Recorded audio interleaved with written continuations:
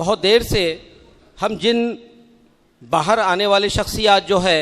जो बहुत मीठा और बहुत शानदार बोलते हैं, जिनके अल्फाजों में जादू है, जिनके अल्फाज में सहर है, जब वो बोलते हैं तो ऐसा लगता है कि हम सुनते ही चले जाए। मेरी मुराद हज़रत मौलाना अब्दुल मुसव्विर साहब नदवी साहब से है, नुमाइंदा पयाम इंसानियत फोरम ज़िला अमरावती। मैं इनको बिला ताख़ीर इस शेर के साथ आवाज़ देता हूँ कि हमारे नाम से करवट बदल नहीं, तुम्हारे नाम से करवट बदल नहीं सकता, तुम्हारे नाम से करवट बदल नहीं सकता, हमें आवाज़ दो ज़माने को। पहले तो मैं एक ज़िम्मेदारों से गुस्ताखी यूँ कर रहा हूँ कि हमारे मैनेजमेंट के यहाँ पर सेक्रेटरी साहब तशरीफ़ फरमा हैं। मैं बहुत अदब व एहतराम के साथ डॉक्टर बशीर खान पटेल साहब से गुजारिश करता हूँ कि वो बराए करम डाइस पे तशरीफ़ ले आएँ। आ जाइए ना, तशरीफ़ लाइए। बिस्मिल्लाहिर्रहमानिर्रहीम वल्हम्दुलिल्लाहि रब्बिल आलमीन व बिही नस्तईन व सल्लल्लाहु अला नबील करीम। हम 15 अगस्त के इस खूबसूरत मौके पर चांदूर बाज़ार के इस ऐतिहासिक हाल के अंदर इस्तकबाल कर रहे हैं, अभिनंदन कर रहे हैं हमारे बिरादरान वतन के साथ उस यौम आज़ादी का जो बरसों पहले हमें हासिल हुई थी। ये अलग बात है कि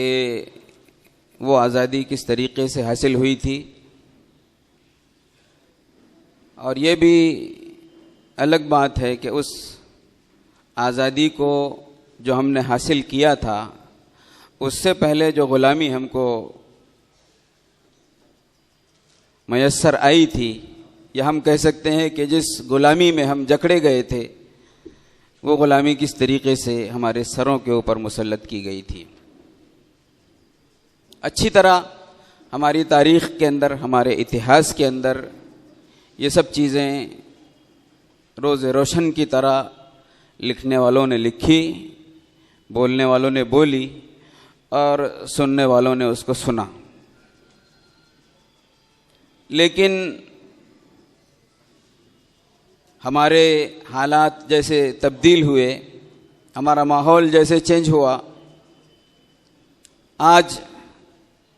हमारे बच्चे जो हमारे इतिहास में पढ़ते हैं, हमारी तारीख़ के अंदर पढ़ते हैं,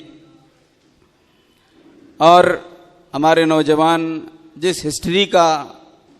मुताला करते हैं, उसको पढ़ते हैं, वो हिस्ट्री के उस ज्ञान से और तारीख़ के उस मुताले और पढ़ने से और दर्स से वो चीज़ हासिल नहीं कर सकते जो चीज़ें इतिहास बनाकर हमारे बुज़ुर्ग, चाहे वो मुसलमानों के हो, चाहे वो मुसलमानों से अलावा और दूसरे तबके से ताल्लुक़ रखने वाले बिरादरान वतन और हमारे खूनी रिश्ते के भाइयों से हो, उसको नहीं पहचान सकते, नहीं जान सकते। ये एक बहुत बड़ा अलमिया है, ये एक बहुत बड़ी ट्रेजेडी है कि इतिहास में क्या लिखा हुआ है, तारीख़ में क्या लिखा हुआ है, और हम हमारी तकरीरों के अंदर किन शब्दों का, किन अल्फाज का इस्तेमाल करते हैं, और हमारे बच्चे किन चीज़ों को पढ़ रहे हैं, उसका किन चीज़ों का पाठ उनको दिया जा रहा है। ज़रूरत इस बात की है कि हम हमारी उस खूबसूरत तारीख़ को याद रखें, हमारे उस सुनहरी इतिहास को और उसके हिस्ट्री को याद रखें कि जिस वक्त अंग्रेज़ इस मुल्क के अंदर आए और ग़ुलामी का तौक़ यहाँ के बच्चे से लेके बूढ़े तक के गले के अंदर डाला गया, और फिर आहिस्ता आहिस्ता आहिस्ता आहिस्ता पूरा हमारा ये मुल्क ग़ुलामी की ज़ंजीर के अंदर जकड़ा गया, और फिर ये एहसास हुआ कि हमको तो हमारे मालिक ने, हमारे परवरदिगार ने, हमारे पालनहार ने, हमारे क्रिएटर और फाउंडर ने आज़ाद पैदा किया था। हम ये समंदर पार, 7 समंदर पार से आने वाले लोगों के गुलामी के शिकंजे के अंदर और उनकी जंजीरों के अंदर कैसे जकड़ गए, और फिर कौम के वो लोग जिनको साफ सुथरा और एक क्रिएट करने वाला जहन उनके मालिक और उनके खालिक और उनके पैदा करने वाले ने दिया था, उन्होंने बहुत संजीदगी के साथ और उन्होंने बहुत अपने दिल और दिमाग को खपा कर इस विषय पर और इस मुद्दे के ऊपर उन्होंने सोचा कि फिर वापस इस जंजीर को हम कैसे निकाल सकते हैं अपने गले से। फिर सामने जो प्रॉब्लम्स आए और सामने जो मसाइल आए, अगर जान देने की बारी आई तो जान भी दे दी, अगर अपने आप को कुर्बान करने की बारी आई तो कुर्बान भी कर दिया, अपने आप को जिंदा के हवाले और जेल की काल कोठरी के अंदर उनको जाना पड़ा तो वो उसके लिए भी तैयार हुए। लेकिन उन्होंने शपथ ली थी और उन्होंने आज़्म किया था और ये उन्होंने वादा किया था कि नहीं, जब तक ये मुल्क अंग्रेज़ों की ग़ुलामी से आज़ाद नहीं हो जाता उस वक्त तक हमको चैन से रहना नहीं है, उस वक्त तक हमको चैन से बैठना नहीं है। बहुत मेहनत के साथ, बहुत कोशिश के साथ, बड़ी जाफिशानी के साथ, और जैसे अभी हमारे बिरादरान वतन ने यहाँ पर अपने भाषणों के अंदर तकरीर की और तकरीरों के अंदर बताया, भाषणों के अंदर बताया, उनकी तकरीरों के अंदर बताया कि कैसे कैसे बलिदान इस मुल्क को आज़ाद करने के लिए दिए गए और कैसी कैसी तारीख रकम की गई और कैसी कैसी हिस्ट्री लिखी गई कि ये मुल्क आज़ाद हो। उसके लिए उन्होंने दरेग नहीं किया, वतन छोड़ना पड़ा तो वतन छोड़ दिया, जान को छोड़ना पड़ा तो जान को छोड़ दिया, अपने माल और असबाब को छोड़ना पड़ा तो माल और असबाब को छोड़ दिया, और फिर अपने सीनों के ऊपर गोली खाई तो उसके लिए भी तैयार हो गए हो। लेकिन इस मुल्क को उन्होंने आज़ाद किया और आज़ादी का परवाना लेकर उन्होंने इस मुल्क के मुल्क वासियों के हवाले कर दिया। एक बहुत बड़े आलिम जो अभी जीवित हैं और बहुत ज़ईफ़ी के आलम में हैं, मैंने उनसे एक जुमला सुना और वो ऐसा जुमला था कि उससे उनका वो कर्ब, अंदर की जो उनके कुड़न थी और अंदर की जो परेशानी और ताकत थी वो झलक रही थी। उन्होंने कहा कि जिस वक्त ये मुल्क आज़ाद हुआ था वो रात हमें आज तक याद है कि हम चल रहे थे तो ऐसे लग रहा था कि हम ज़मीन पर नहीं चल रहे बल्कि आसमान के ऊपर उड़ रहे हैं। हमारे दिल के अंदर ऐसी खुशियाँ थी और हमारे दिमागों के अंदर ऐसे सच्चाई का सौदा समाया हुआ था कि जो खुशी हमको मिली थी उस खुशी को हम अपने ज़बानों से बयान नहीं कर सकते। सिर्फ चंद अल्फाज हैं जिनको हम ये कह सकते कि हमारे पैर उस वक्त ज़मीन पर नहीं टिक रहे थे। लेकिन दोस्तों और बुज़ुर्गों, आज़ादी हासिल हुई और आज़ादी की सांसों के अंदर हमने जीना सीखा, हमने आज़ादी के सांसों के अंदर चलना सीखा, आज़ादी की फ़ज़ाओं के अंदर अपने आप को रखना सीखा। लेकिन हमारी वो बच्चे जो आइंदा हमारी इस तारीख़ को लिखेंगे, चाहे वो मुसलमानों के हों चाहे वो गैर मुस्लिमों के हमारे बिरादरान वतन के हो, क्या उनको हमारी ये तारीख़ मालूम है? क्या उनको ये हिस्ट्री मालूम है कि इसके लिए कितने उलमाए किराम की जानों का नजराना पेश किया गया? क्या उनको ये मालूम होगा कि कितने दिल्ली से लेकर लाहौर तक कितने दरख्त थे जिनके ऊपर उलमाए किराम के सर लटकाए गए, उनको लटकाया गया? कितनी वो ट्रेनें थी जो गई हिंदुस्तान से पाकिस्तान की तरफ और उसके अंदर लाशों के ढेर पहुंचे। हमारे एक उस्ताद ने बतलाया कि ऐसी ट्रेनें कि जो इस मुल्क से उस मुल्क जाती थी, वो जब रास्ते में चलती थी तो उनके ऊपर जो मसाइल होते थे, जब वो लाशें वहाँ पर पहुँचती थी तो उन ट्रेनों के अंदर से उफूनत आती थी, गंदगी आती थी, सड़ाहट आती थी। बड़ी कर्बनाक, बड़ी अलमनाक, बड़ी परेशानी के साथ वो तारीख़ लिखी गई है जिस तारीख़ को हम आज़ादी की तारीख़ कहते हैं। लेकिन दोस्तों और बुज़ुर्गों, एक कदर मुश्तरक हमारा ये है कि हम इंसान हैं।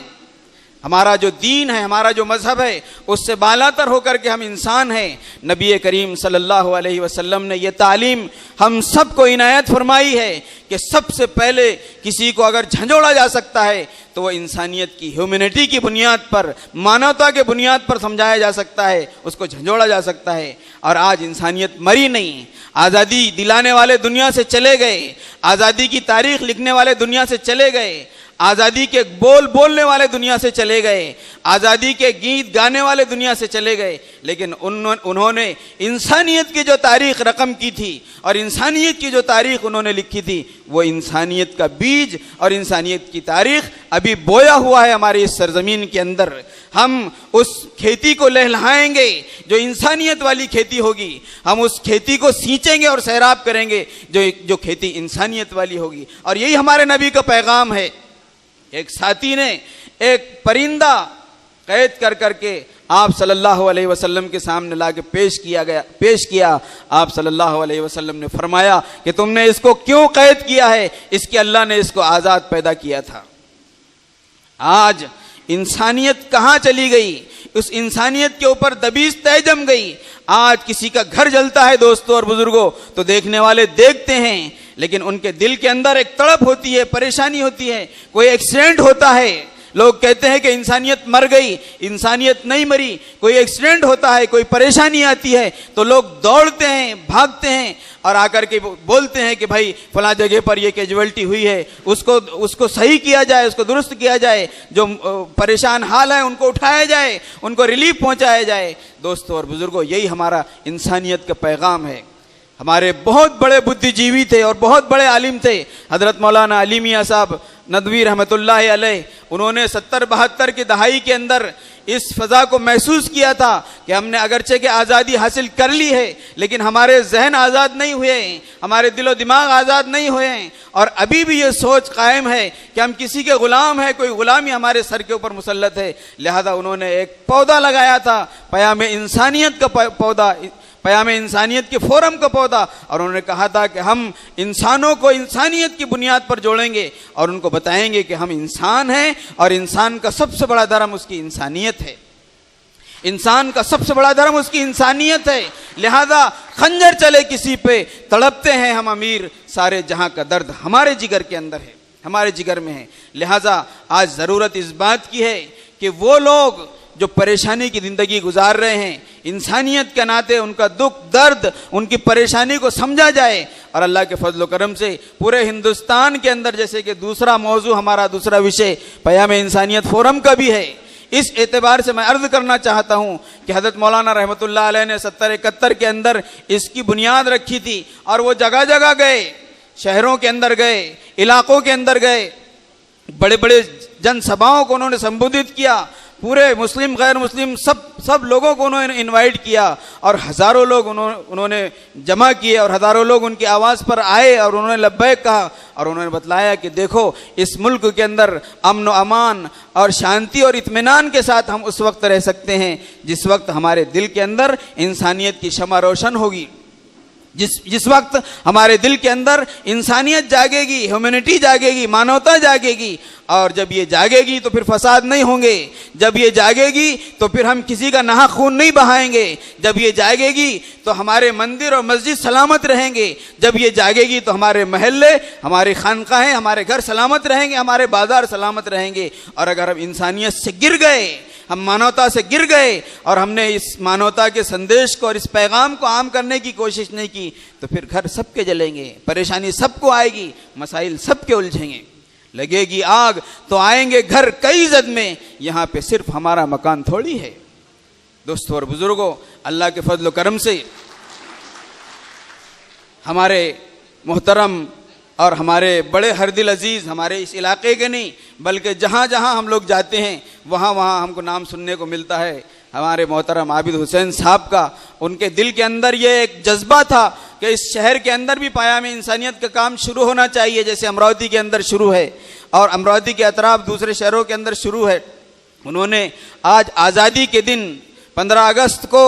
ये मौका और ये अवसर हम सबको फराहम किया कि हम पयाम इंसानियत की भी बुनियाद यहाँ रखें। मैं उनका बहुत अभिनंदन करना चाहता हूँ, उनको मुबारकबाद देना चाहता हूँ कि एक बर वक्त उन्होंने ये फैसला लिया कि आज़ादी के साथ साथ पयाम इंसानियत का भी हमको बिगुल बजाना चाहिए, पयाम इंसानियत का काम भी यहाँ शुरू करना चाहिए। अगर पयाम इंसानियत का काम शुरू हो गया दोस्तों और बुजुर्गों, तो फिर ये हमारा शहर एक हसीन गुलदस्ता होगा, इंसानियत के नाते, मोहब्बत के नाते। जैसे अभी हमारे पेशरो मुकर्रिरीन ने कहा कि सबसे बेहतरीन ज़बान जो है वो मोहब्बत की ज़बान है। और हमारे पवार साहब ने कहा कि आबिद हुसैन साहब ने बहुत मोहब्बत के साथ बुलाया और अपने हर प्रोग्राम में वो बहुत मोहब्बत के साथ में बुलाते हैं। मैं समझता हूँ कि मोहब्बत एक ऐसी ज़बान है कि जिसकी कोई ज़बान नहीं है, वो हर एक के दिल कानों से दिल के अंदर उतरती है। अगर किसी को मोहब्बत से बुलाया जाए तो वो आने के लिए तैयार होता है, किसी को मोहब्बत के साथ कोई हसीन चीज़ पेश की जाए तो वो लेने के लिए तैयार होता है। पिछले साल हमारा 15 अगस्त को विजिट हुई, अमरावती शहर के हमारे जो वर्कर्स हैं अभी आए हुए हैं, हमारे महत के उलमा असातिज़ा किराम,